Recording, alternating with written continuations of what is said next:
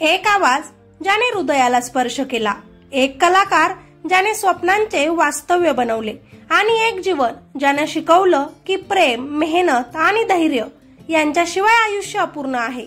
ही कथा आहे जुबिन गर्ग या गायकाची। आवाजाचा सम्राट, समाजाचा प्रेरक आणि आपल्या कुटुंबाचा आधारस्तंभ असलेला जुबिन आज आपल्यात नाही। आज त्याचीच कथा आपण ऐकू।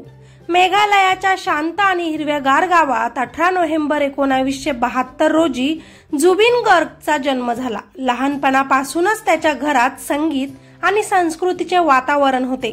त्याचे वडील हे एक कवी आणि गीतकार होते, तर आईचा आवाजही मधुर होता। घरातील संगीत आणि वडिलांच्या गाणीबद्दलचा आग्रह जुबिनच्या जीवनावर खोलवर परिणाम करणारा होता। तो लहानपणापासूनच हार्मोनियम वाजवत रात्री उशिरापर्यंत सूर आणि ताल यांमध्ये रमायचा। त्याच्या घरात नेहमीच गाणी, कविता आणि संगीताचे प्रयोग सुरू असायचे आणि जुबिनच्या डोळ्यांमध्ये त्या आवाजाची चमक दिसायची। शाळेत देखील जुबिन इतर मुलांपेक्षा वेगळा होता। अभ्यासावर त्याचे लक्ष नसते असे नाही, पण त्याचे मन सतत संगीत आणि कलेत रमायचे। शिक्षक आणि गावकरी त्याच्या आवाजातल्या भावनांना ऐकून मंत्रमुग्ध व्हायचे। त्यांच्या प्रतिभेला ओळखत त्याला प्रोत्साहित करायचे। जुबिनला नेहमी वाटायचं की संगीत म्हणजे फक्त सूर नसतात, ते हृदयाचे भाव आहेत जे लोकांच्या हृदयाला भिडतात। कॉलेजच्या जीवनात जुबिननं ठरवलं की त्याचा आवाज केवळ घरात किंवा गावात मर्यादित राहू नये, तर संपूर्ण देश आणि जगाच्या समोर पोहोचावा। म्हणून 1992 मध्ये त्यानं अनामिका अल्बमद्वारे आसामी संगीत क्षेत्रात पदार्पण केले। हा अल्बम त्वरित लोकप्रिय झाला। जुबिनच्या आवाजातील तीव्र भावना, सुराची शुद्धता आणि तालाचे मोहक संयोजन यामुळे लोक मंत्रमुग्ध झाले। त्याचे नाव गावात ओळखले जाऊ लागले आणि आसामी संगीताची दुनिया त्याच्या आवाजामुळे उजळली। जुबिन गर्गचा प्रवास संघर्षमय होता।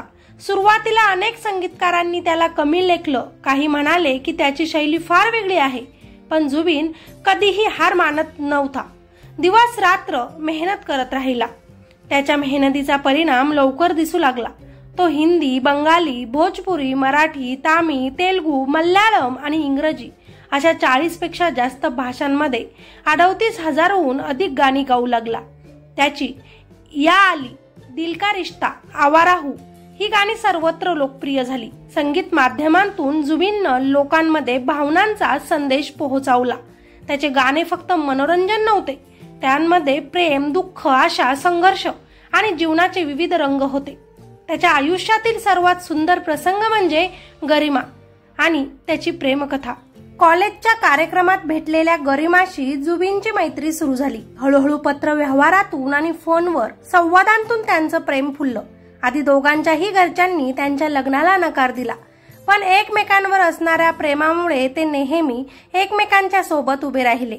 अनेक अडचणींनंतर 4 फेब्रुवारी 2002 रोजी दोघांचेही लग्न झाले। लग्नानंतर गरिमा जुबिनच्या जीवनातील आधारस्तंभ बनली। लग्नानंतरही त्यांचा प्रेम प्रवास सुरू राहिला। जुबिनच्या व्यस्ततेतही दोघेही एकमेकांसाठी वेळ काढत, गाणी ऐकत आणि जीवनातील क्षणांचा आनंद घेण्यात विश्वास ठेवत। लग्नानंतर काही वर्षांनी त्यांना 2 मुलांचा आनंद मिळाला। त्यांची फॅमिली पूर्ण झाली। जुबिन नेहमीच मुलांशी गाणे वाजवायला, कथा सांगायला, जीवनाचे महत्त्वाचे धडे शिकवायला तयार असे। त्यांचा संसार केवळ पती पत्नीचाच नव्हता, तर मित्रत्वाने, प्रेमाने आणि आदराने भरलेला होता। जुबिन गर्ग फक्त गायक नव्हता, तर समाजसेवकही होता। त्याने आसाममध्ये जुबिन गर्ग फाउंडेशन स्थापन केले। फाउंडेशनच्या माध्यमातून गरीब, आजारी आणि गरजू लोकांना मदत केली। त्यांना संगीत शिकवले, आर्थिक मदत केली आणि त्यांना आपले ध्येय साध्य करण्यास प्रोत्साहित केले। कोविडच्या काळात जुबिननं मोफत ऑनलाईन संगीत सत्रे आयोजित केली। त्यानं आपल्या गाण्यांद्वारे समाजातील महिला, सशक्तीकरण, शिक्षण, पर्यावरण आणि आरोग्य यांसारख्या विषयांवर जनजागृती केली। त्यांचे संगीत क्षेत्रातील यश अपार होते। जुबिनला अनेक राष्ट्रीय आणि आंतरराष्ट्रीय पुरस्कारांनी सन्मानित केले गेले। त्याच्या गाण्यांमधील भाव, ताल, सूर आणि अभिव्यक्ती लोकांच्या हृदयात घर करून राहिली। मुलांपासून ते चाहत्यांपर्यंत प्रत्येकाशी तो आपले हृदय उघडे ठेवायचा। त्याचा साधेपणा, मानवी स्वभाव आणि सर्वांसोबत सहानुभूती ठेवण्याची क्षमता त्याला इतरांपेक्षा वेगळं बनवायची. परंतु 19 सप्टेंबर 2025 रोजी जुबिन गर्गचा जीवन प्रवास अचानक थांबला. सिंगापूरमध्ये स्कुबा ड्रायव्हिंग करताना त्याचा अपघात झाला. त्याचा मृत्यू डाउनिंग म्हणजेच पाण्यात बुडून झाला असे त्याच्या मृत्यू प्रमाणपत्रात नमूद केलं गेलं. या घटनेनं घरातल्या सर्वांच्या जीवनात अंधार पडला. गरिमाला विश्वास बसत नव्हता. हे कसं घडलं? तू इतके स्वप्न पाहत होतास, तू इतक्या लोकांना आनंद देत होतास आणि आता तू नाहीस. ती रडत होती, मुलांना मिठी मारून सांत्वना देत होती, पण तिच्या हृदयात असलेलं दुःख शब्दात येऊ शकत नव्हते. गरिमा फक्त एक बायकोच नव्हती, ती आता 2 मुलांची आई होती, जी आपल्या मुलांसाठी धैर्य दाखवत होती. जुबिनच्या मृत्यूच्या वेळी ती संपूर्ण भावनिक अवस्थेत होती, पण बाहेरील जगापुढे तिनं धैर्य राखले. चाहत्यांसाठी, समाजासाठी आणि मुलांसाठी तिने स्वतःला मजबूत ठेवले. तिने सांगितलं, जुबिनने आपले जीवन इतरांना प्रेरणा देण्यासाठी दिले. आम्ही त्याचा वारसा जपू आणि त्याच्या मुलांना त्याच्या मार्गदर्शनाखाली मोठे करू. या दुःखद घटनेनं संपूर्ण आसाम, भारत आणि जगभरातील चाहत्यांमध्ये शोककळा पसरली. मृत्यूच्या परिस्थितीबद्दल शंका निर्माण झाल्या आणि व्यवस्थापक सिद्धार्थ शर्मावर FIR दाखल करण्यात आली. या FIR मध्ये मृत्यूच्या परिस्थितीबद्दल तपासणी करण्याची मागणी होती. मात्र बायको गरिमा गर्ग यांनी या कठीण प्रसंगात धैर्य दाखवले. त्यांनी चाहत्यांना शांत राहण्याचे आवाहन केले आणि सांगितले की सिद्धार्थ जुबिनच्या आयुष्यात नेहमीच आधारस्तंभ राहिले आहेत. त्यांनी एकमेकांना भावाप्रमाणे जपलं आहे. त्यांच्या शब्दांनी लोकांना थोडीशी सांत्वना मिळाली. 23 सप्टेंबर 2025 रोजी गुवाहाटीत जुबिन गर्ग यांचे अंतिम संस्कार शासकीय सन्मानाने करण्यात आले. उपस्थित सर्वांचे डोळे पाणावले आणि मायाबिनी या गाण्याचे संगीत वातावरणात घुमत होते. बायको, मुलं आणि चाहत्यांनी भावपूर्ण श्रद्धांजली अर्पण केली. त्यांच्या आयुष्यातील प्रत्येक क्षण, संघर्ष, प्रेम आणि संगीत यांची आठवण उपस्थितांना मनावर ठसली. जुबिन गर्गचा वारसा आजही जिवंत आहे.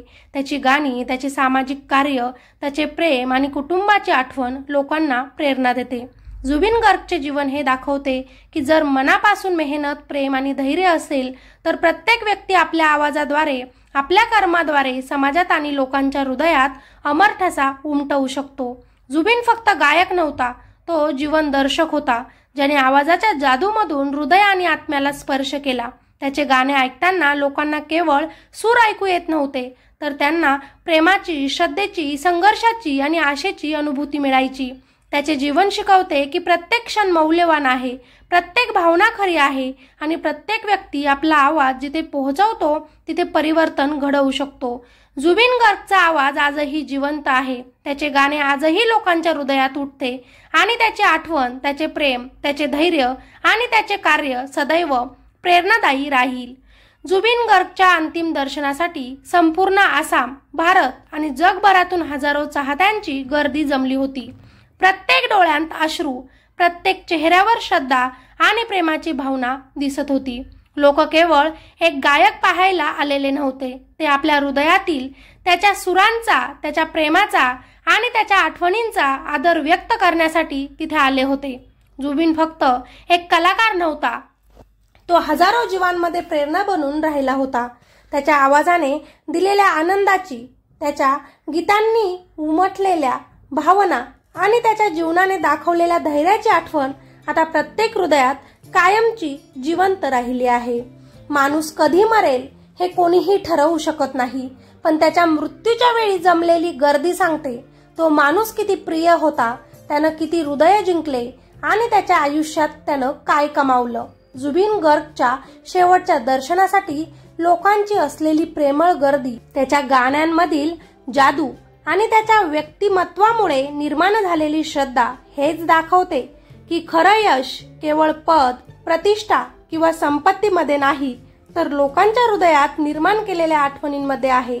जीवनात संघर्ष, प्रेम आणि प्रेरणा यांचा ठसा उमटवणे हेच खरी कमाई आहे.